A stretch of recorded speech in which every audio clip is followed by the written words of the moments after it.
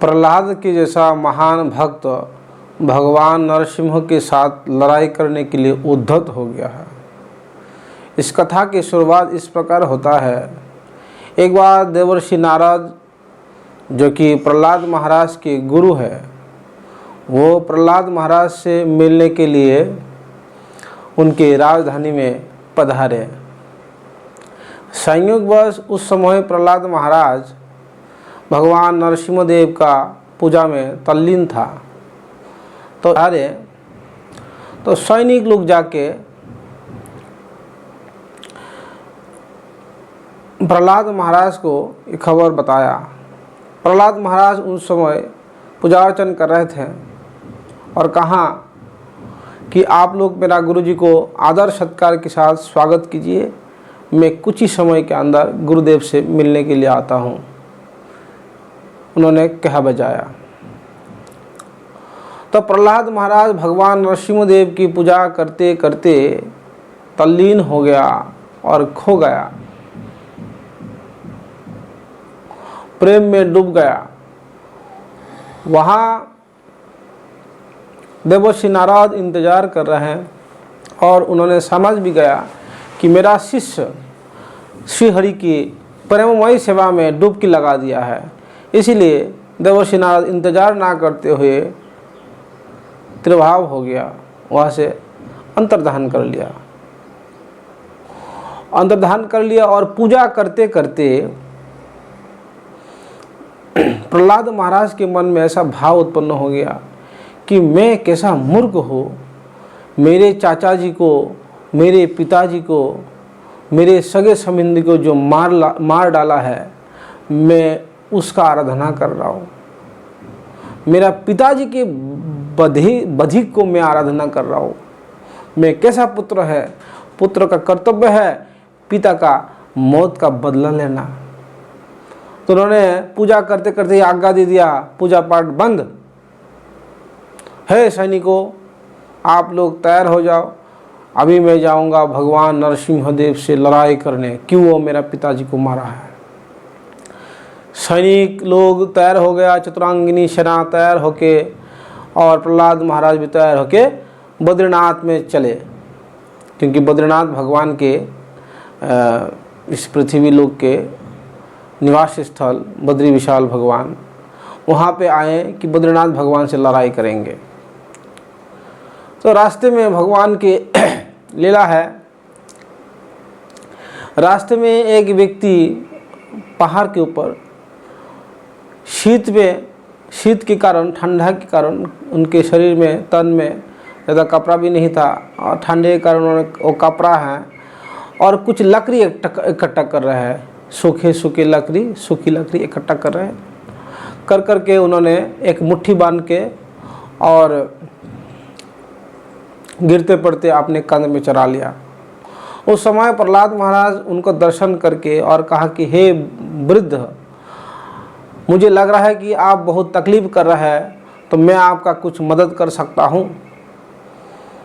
उस साधक ने कह दिया कि मैं तपस्वी हूँ, बद्रीनाथ में रहता हूँ, मैं किसी से सेवा ग्रहण नहीं करता हूँ, क्योंकि तपस्वी किसी से सेवा ग्रहण करने से उसका तप का अंश उसमें चले जाते हैं, इसीलिए भैया मैं तो आपका सेवा ग्रहण नहीं कर सकता हूँ।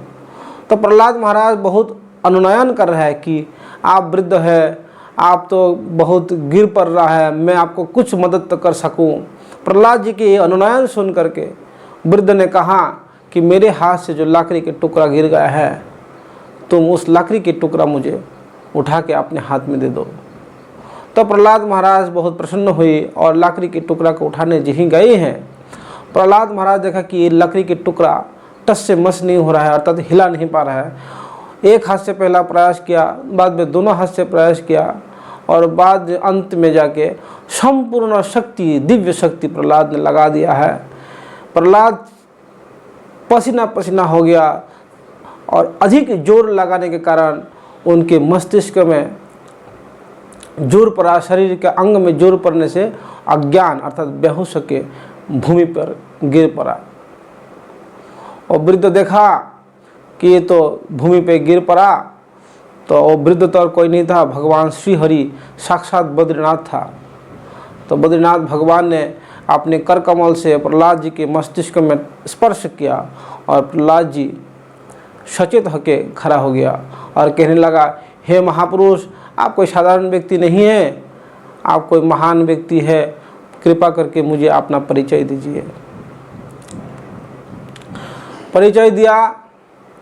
भगवान श्री हरि अपने चतुर्भुज मूर्ति धारण करके प्रहलाद जी के सामने खड़ा हो गया और कहा कि हे प्रहलाद, तुम इतना कम बल, कम शक्ति लेके कैसा भगवान हरि से लड़ाई करने आ गया?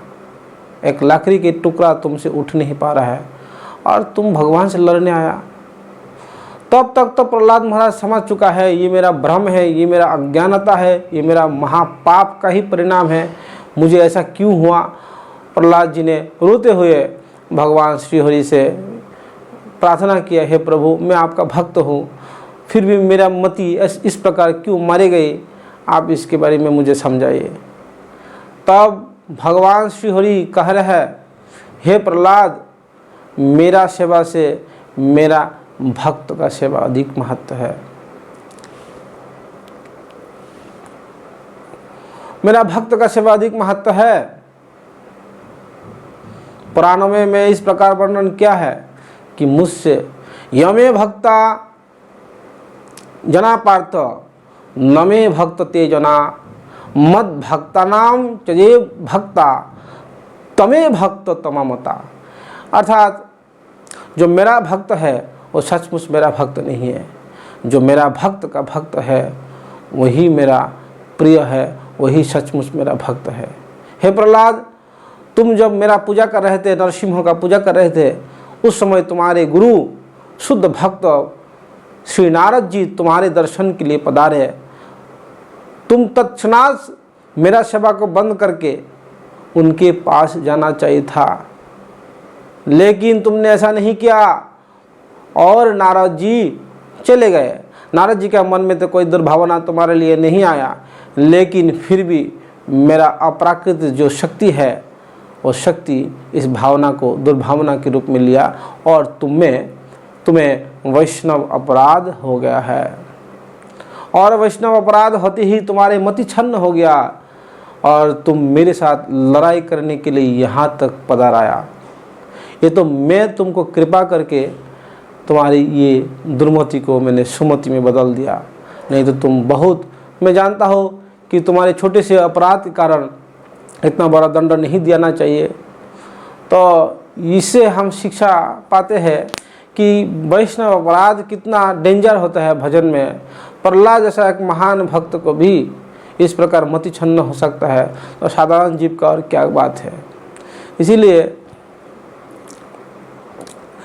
गौरांग महाप्रभु कहते हैं भक्ति में दो चीज़ का बहुत ही ध्यान देना चाहिए, एक है कुटिनाटी और दूसरा है वैष्णव अपराध। कुटिनाटी का अर्थ है कि हर चीज़ में गलतियां निकालना, ये कैसा हो गया, ये क्यों हो गया, ऐसा नहीं होना चाहिए। छोटे छोटे बातों में, जरा जरा बातों में और चिड़चिड़ापन होना और अपने गुस्सा दिखाना, ये कुटिनाटी में आते हैं। और वैष्णव अपराध मतलब किसी महान महद चरण में अपराध करना, महद व्यक्ति की निंदा करना, महद व्यक्ति के बारे में गलत सोचना, ये वैष्णव अपराध में पड़ते हैं। बहुत डेंजर होता है, बहुत ही गहरा छाप डाल देते हैं हृदय में। तो इसीलिए जो साधक होना चाहते हैं, वैष्णव होना चाहते हैं या भगवत प्रेम को प्राप्त करना चाहते हैं भक्ति करके, उनको ये दो बात का बहुत ध्यान रखना चाहिए कि उनके द्वारा किसी प्रकार कुटिनाटी ना हो और विशेष रूप में वैष्णव अपराध ना हो। यदि वैष्णव अपराध उठे, हाथी माता छुके जाए, छिंडे जाए वृक्ष तर छुके जाए पत्ता।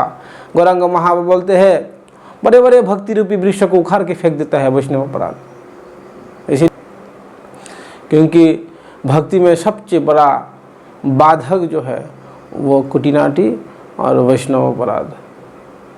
देखिए प्रहलाद महाराज के द्वारा शिक्षा दे रहा है। सौभरी ऋषि था, एक महान ऋषि, जल में तपस्या कर रहे थे और गरुड़ जी का चरण में अपराध होने के कारण शौभरी ने 50 स्त्री के साथ शादी किया और बहुत साल तक अपने संसार भोगा, अपने तपस्या नष्ट किया। उसके बाद उनका बुद्धि अक्ल ठिकाना आया कि है मैं तो बहुत बड़ा गलती की, तो उसके बाद फिर से वो अपनी साधना में तत्पर हो गया। तो वैष्णव अपराध किसी को भी नहीं छोड़ते हैं, इवन बड़े बड़े ऋषियों को भी नहीं छोड़ा। प्रहलाद महाराज इसका प्रमाण है, शौभरी जी उसका प्रमाण है। इसीलिए वैष्णव अपराध हमसे कतई नहीं होना चाहिए, इसके ऊपर ध्यान देना चाहिए।